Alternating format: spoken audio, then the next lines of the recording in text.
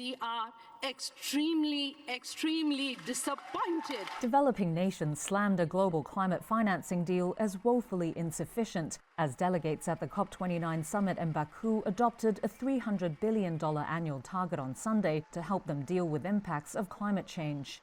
I regret to say that this document is nothing more than an optical illusion. This, in our opinion, will not address the enormity of the challenge we all face.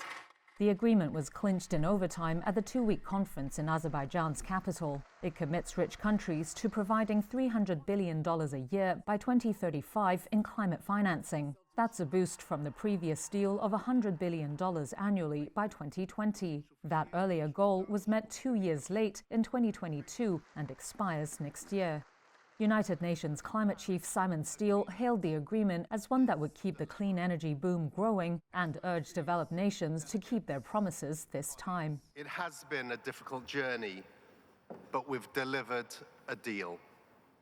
This new finance goal is an insurance policy for humanity amid worsening climate impacts hitting every country. But like any insurance policy, it only works if premiums are paid in full and on time.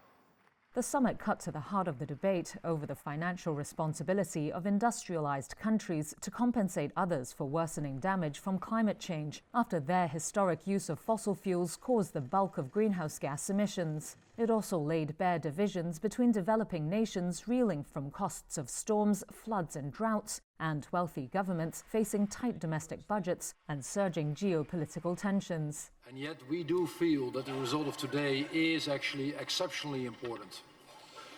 We are living in a time of truly challenging geopolitics, and we should simply not have the illusion that it will soon get better.